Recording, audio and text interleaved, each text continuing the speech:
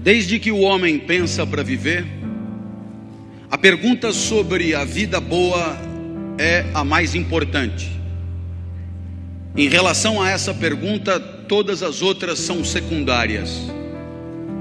Você que aprendeu tantas coisas, decorou os afluentes da margem esquerda do rio Amazonas, a função das organelas citoplasmáticas, que seno quadrado de θ mais cosseno quadrado de θ é igual a 1, talvez deva admitir que diante da pergunta sobre o que tem que acontecer na vida para você ser feliz, todas essas informações são secundárias, se não meio ridículas. A verdade é que a reflexão sobre a vida boa atravessa os séculos, e o homem sempre deixa registros na história do pensamento daquilo que sempre considerou o filé mignon da vida, o que de mais importante deve acontecer para que ela seja bem sucedida. Lá na mitologia, Homero escreveu a Odisseia, e a Odisseia, você sabe, é a aventura de Ulisses. Ulisses é o nosso herói, a Odisseia é a sua aventura. Ulisses era rei em Ítaca, e foi convidado para participar de uma guerra dos gregos contra Troia. O porquê dessa guerra? O príncipe de Troia pegou a mulher do rei de Esparta, Menelau. A mulher era Helena, maravilhosa Helena, e o príncipe de Troia impiedosamente a seduziu. Menelau então, atravessado pelo ciúme, declara guerra a Troia e convoca todos os gregos para se juntarem a ele. Ulisses não queria guerra nenhuma. Ulisses vive em Ítaca de boa com sua mulher Penélope, Ulisses no seu lugar, Ulisses adorado pelos seus súditos, Ulisses um rei aplaudido por onde passava, não queria de jeito nenhum ir para a guerra. Mas Menelau constrangeu todos os reis gregos a participarem desta vingança contra os troianos. Ulisses então tem que ir. A verdade é que a permanência de Ulisses ali na guerra foi de 10 anos. E durante esse tempo, os troianos na verdade estavam ganhando a guerra. Os gregos estavam tomando um pau. E aí Ulisses teve a ideia que você conhece, a do famoso cavalo de Troia. Encheu o cavalo de Troia de soldados e deu de presente para os troianos. Os troianos enchendo a cara, comemorando a vitória. Os gregos desceram de dentro do cavalo e ganharam a guerra. O cavalo devia ser grande. Aí então Ulisses volta para casa. Foi condecorado o herói, mas durante a guerra Ulisses fez uma bobagem. Ele furou o olho do cíclope Polifemo, filho de Poseidon, deus dos mares. E meu amigo, ele furou o olho do deus dos mares, do cíclope, do filho dele. E aí não prestou. E o que é pior, um cíclope só tem um olho. Poseidon então, enraivecido, resolve aborrecer Ulisses.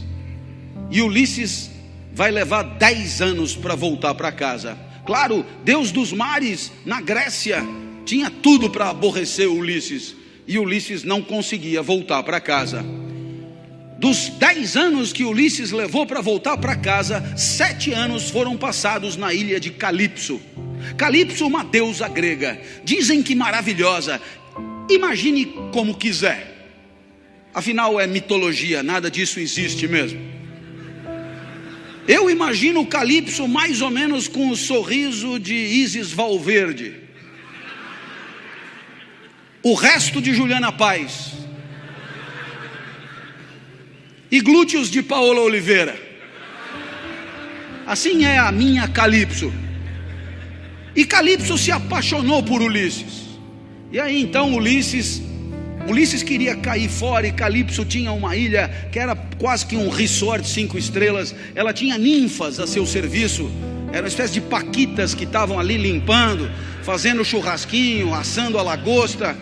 E aí você, mas que espécie de castigo é esse com uma mulher dessa, com ninfas, num lugar paradisíaco? Mas toda noite Ulisses ia para a praia chorar, porque ele queria voltar para Penélope, para Ítaca, para os braços da sua amada, para o seu lugar. E aí então Zeus manda que Calipso liberte Ulisses. Zeus é o deus dos deuses. Calipso é uma deusa de quinta. Ela tinha que liberar Ulisses. Então ela tenta uma última cartada. Ela vira para Ulisses e diz: malandro, é o seguinte, eu tenho que te liberar, mas se você ficar comigo, eu te dou a eternidade. Imagina, isso significa virar Deus. Ulisses era mortal, humano, que nem nós, e Calipso estava propondo a ele a eternidade, e com uma cautela, porque não adianta nada propor a eternidade com você envelhecendo, daqui a pouco você já está no chão, parece uma uva passa, impróprio para o consumo. Então Calipso diz: eu te dou a eternidade e a juventude, vai ser eternamente assim, espetacular, viril e tal. E aí Ulisses tinha essa proposta na manga, e a resposta que Ulisses dá é a primeira grande resposta da história da filosofia para a vida boa. É preferível uma vida de mortal, uma vida de humano, vivida no seu lugar, no lugar certo, do que uma vida de Deus no lugar errado. Agradeço a sua proposta. Ulisses vai embora. Está dada aí a primeira grande lição da história do pensamento ocidental. Existe um lugar para você, um jeito certo de você viver, que tem a ver com a tua natureza, que tem a ver com as tuas especificidades, talentos e dons naturais. Se você estiver no lugar certo, a vida tem tudo para ser boa.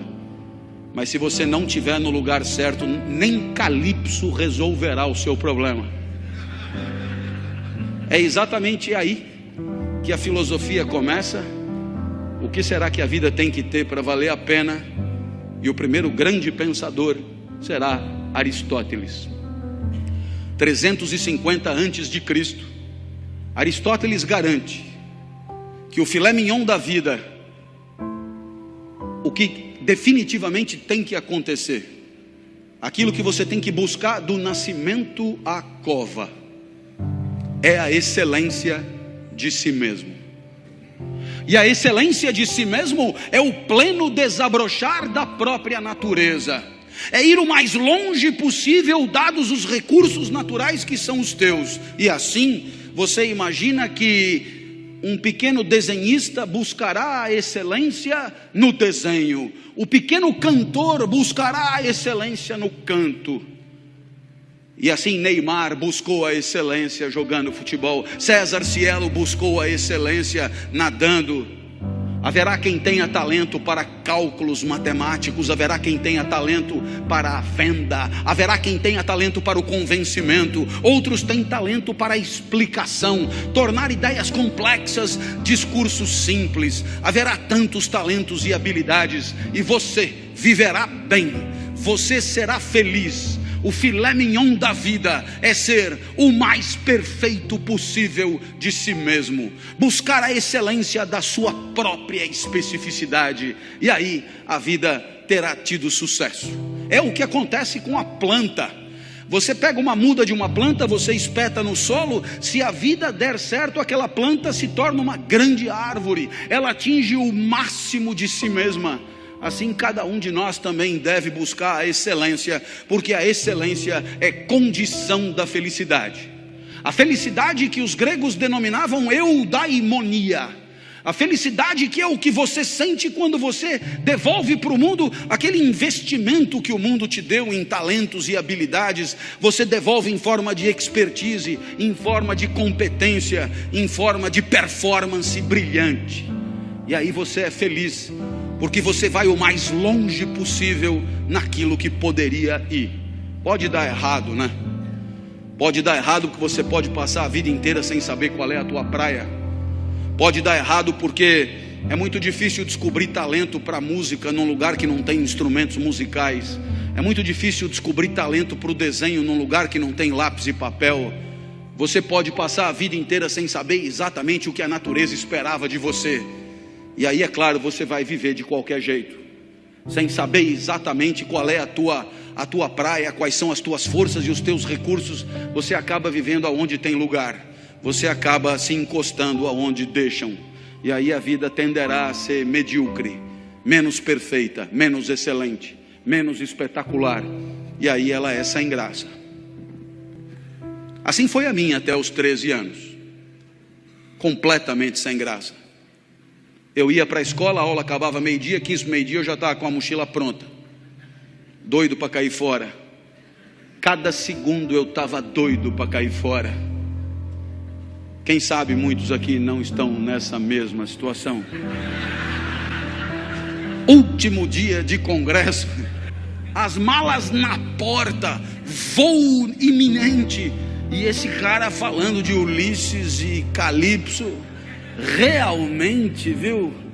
Olha onde eu fui parar. Depois da aula meu pai me obrigava a nadar.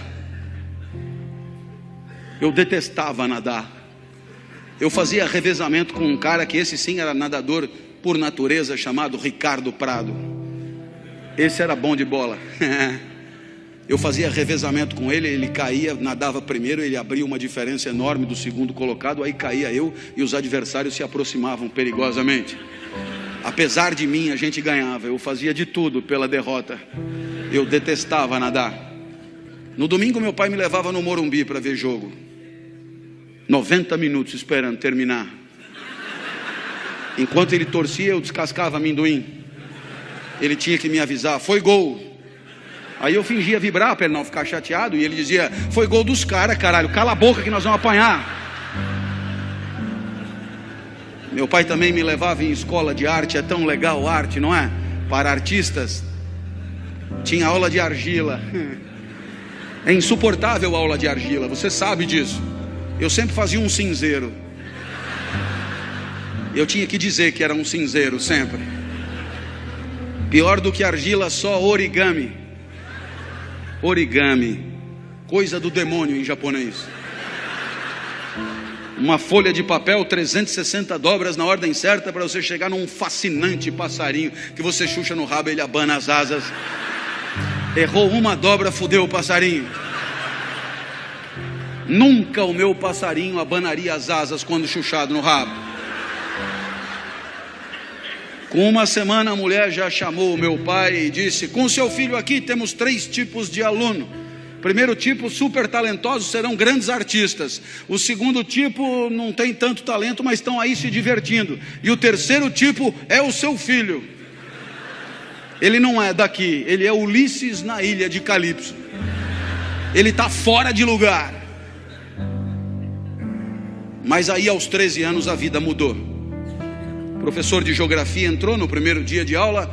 Imagine isso em 1978, nos Jesuítas de São Paulo, Colégio São Luís, na Avenida Paulista. O professor de geografia entra e diz: eu não vou dar aula, o curso será todo de seminários dados pelos alunos.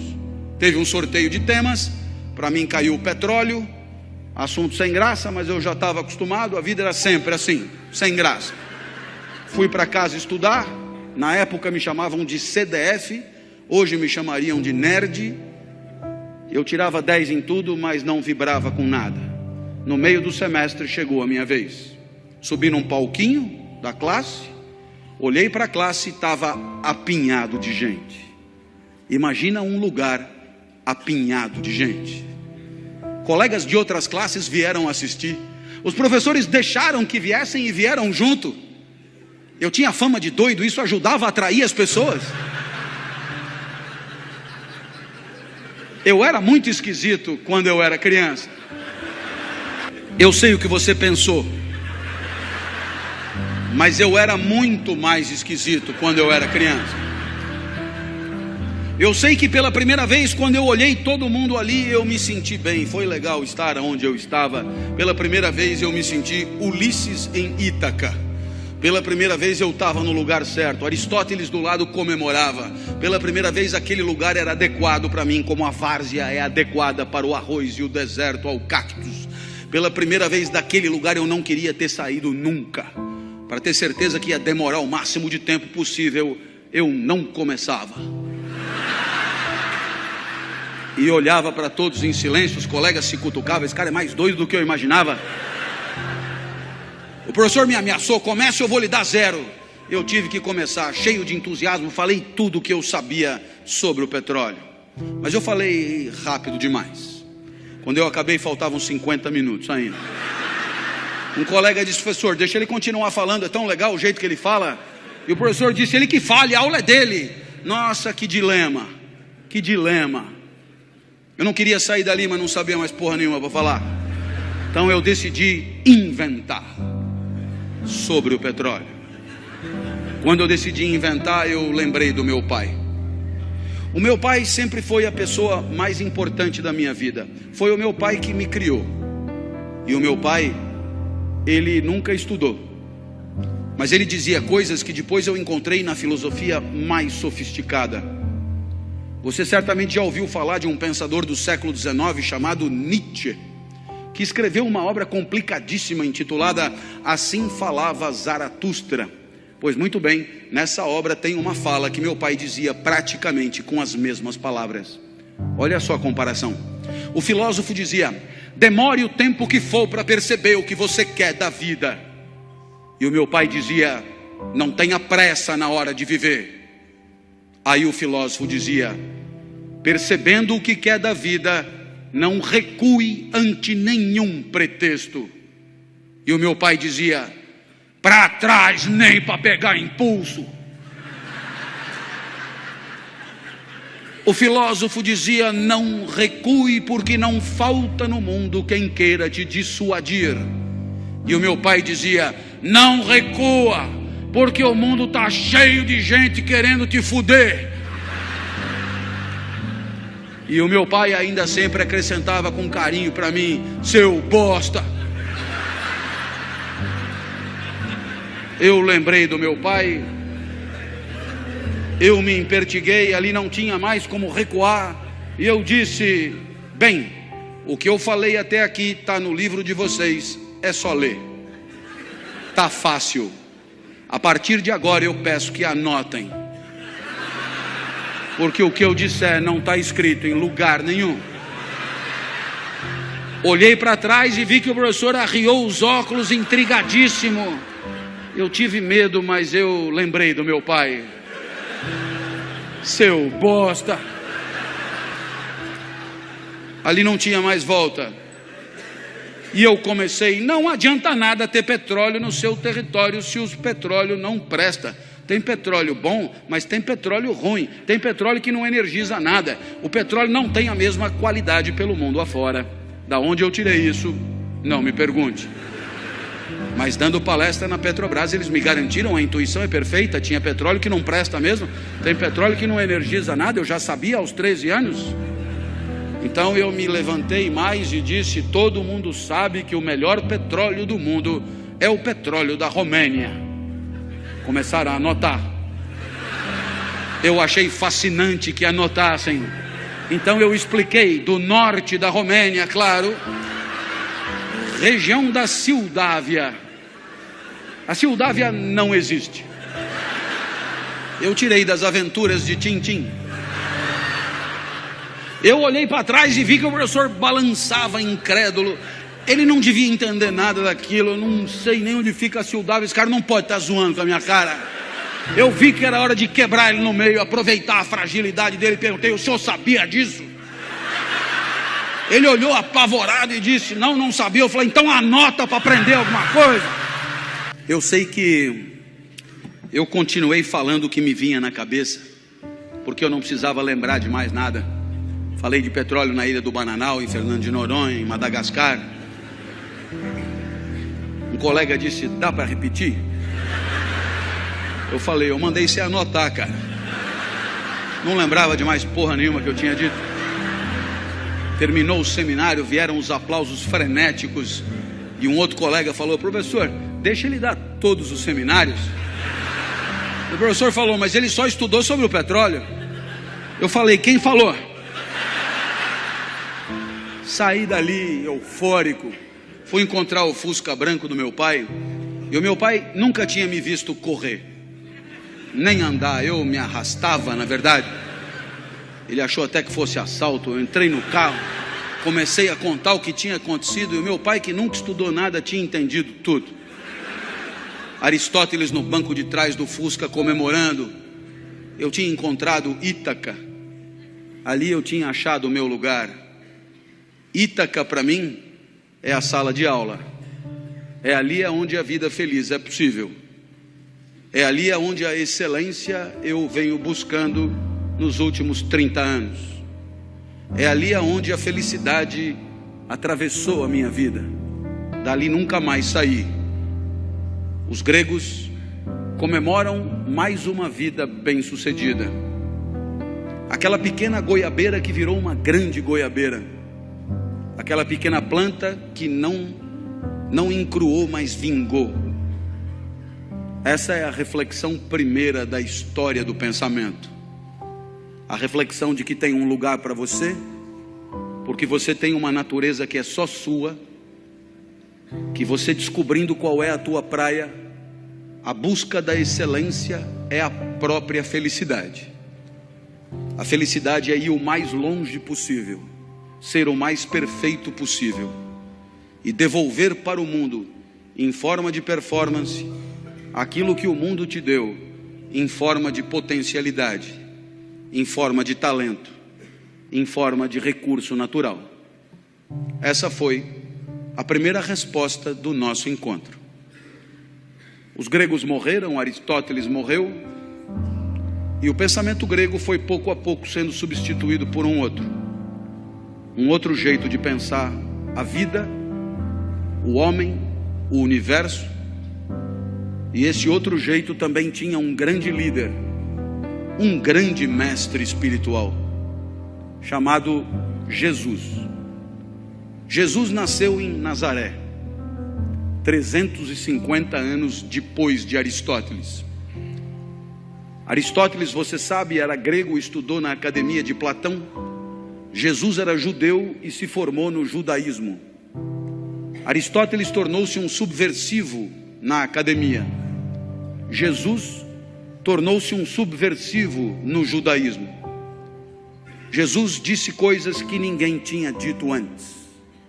E Jesus, grande sábio que era, respondeu à nossa pergunta: o que a vida tem que ter para valer a pena? E a resposta de Jesus é impactante até hoje. Por mais que vivamos numa sociedade de cultura cristã, a resposta de Jesus, quando anunciada com clareza, produz extraordinário impacto nos espíritos de quem ouve. O filé mignon da vida, a vida que de fato vale a pena, é a vida assumidamente dedicada ao outro. Isso é absolutamente incrível, sobretudo para nós, acostumados a ouvir que o sucesso da nossa vida tem a ver com o nosso próprio ganho, com a nossa própria riqueza, com o nosso próprio conforto, com o nosso próprio poder. Jesus dirá mais ou menos o contrário. O filé mignon da vida, aquilo que fará de você um vivente feliz, é a entrega, é proporcionar, é alavancar, é permitir que o outro viva melhor do que viveria se você não existisse. É permitir que o outro sorria o sorriso que, se você não fosse, ele não sorriria. É permitir que o outro sinta a alegria que, se você não estivesse, ele não sentiria. E aí sim, você terá vivido vida boa, vida que valeu a pena. Lição de Jesus. Bem, os exemplos podem ir ao infinito. Basta que alguém que você ame fique doente, para que você gaste no único cheque tudo que tinha guardado para si. E aí você descobre rápido o que vale mesmo na hora de viver. A minha filha Natália é a mais nova dos meus filhos, tem 13 anos hoje. Quando tinha 4, foi acometida de gravíssima doença, rara no Ocidente. Síndrome de Kawasaki, um vírus letal. Funciona mais ou menos assim. Esse vírus só aparece em crianças de 4 a 6 anos. Esse vírus, se desincubar, mata a criança na hora. Mas tem uma vantagem. Se ele não desincubar por 2 anos, ele acaba morrendo. E a criança está definitivamente curada. 2 anos só. 2 anos esperando. Eu olhava para minha filha na UTI e eu me dizia: por que não troca? Eu fico no lugar. A vantagem é óbvia. Eu fico aqui e a criança fica livre disso. Como não estava dando certo, eu fiz proposta irrecusável. Pegue 20 crianças com isso. Ponha os 20 bichos em mim e liberte as 20 crianças. Agora a vantagem é mais do que óbvia. Não esqueça de pôr a minha filha no meio. Bem, pensando assim, eu aprendi coisas sobre mim. Coisas que eu não sabia. Eu aprendi que para mim a vida não era o bem de maior valor. Continuar vivo não era o mais importante. Porque se fosse o mais importante, eu não trocaria. Se fosse o mais importante, eu jamais faria aquela proposta. Então naquele momento eu aprendi que havia alguma coisa que valia mais do que continuar vivo. Eu aprendi então a maior lição de Jesus de Nazaré. A maior lição. O que mais vale na vida. O filé mignon da vida. Eu aprendi que o amor vale mais do que a própria vida. Por isso propunha a troca. Mas é claro que por onde você andar, você encontrará o mesmo fenômeno. Pessoas desesperadas lutando para diminuir o sofrimento de quem sofre. Na Boate Kiss em Santa Maria, nos desmoronamentos em Petrópolis e Teresópolis, nos incêndios em São Paulo, pessoas completamente despreparadas se atiravam no perigo em nome da proteção da vida alheia. Você encontra isso por onde você andar. Para desdramatizar, minha filha está completamente curada, portanto, e ela falou: papai, eu queria comemorar meu aniversário em casa, queria mostrar minha casa para os meus amigos, você deixa? A minha filha sempre pede tudo para mim, porque de mim ela sabe que ela tira tudo que ela quer. Depois ela só comunica à mãe. Eu já falei com o papai e ele já deixou. Vieram 39, subiram no mesmo elevador, invadiram o apartamento no mesmo segundo. E quando eu vi aquele enxame de criança entrando em casa, me lembrei de uma poetisa búlgara que dizia mais ou menos assim: criança pequena é como água, ocupa todos os espaços. Eu me tranquei no quarto, mas a poetisa tem razão, todos os espaços. Papai, queremos brincar aí também. Minha filha, para onde você quer que eu vá? Você não gosta tanto da padaria? Vai para a padaria e espera lá, leva o celular que eu te aviso. E aí eu te pergunto, que espécie de idiota passaria 3 horas de sábado numa padaria, esperando que uma criança o autorize a voltar para sua própria casa? Esse idiota somos todos nós, não somos? Que um dia percebemos que o sorriso da criança amada vale qualquer padaria. Minha filha me autorizou a voltar, e quando eu cheguei em casa, porque ela é muito legal, ela virou para mim e disse: papai, muito obrigado por ter deixado, eu me diverti muito. Eu sou emotivo, rapidamente as lágrimas brotam, e ela continuou então inapelável: eu queria te dizer mais uma coisa, eu adoro ser sua filha. Nossa, eu para ouvir aquilo passaria uma semana na padaria. eu acho que eu abriria uma padaria. Nesse momento você poderia imaginar que o exemplo de Jesus encontra abrigo em situações de afetos familiares, e você poderia imaginar que aqui é trabalho, evento profissional, competidores à flor da pele, com sangue no olho e faca nos dentes. A lição de Jesus não encontraria lugar aqui. Eu tendo a discordar.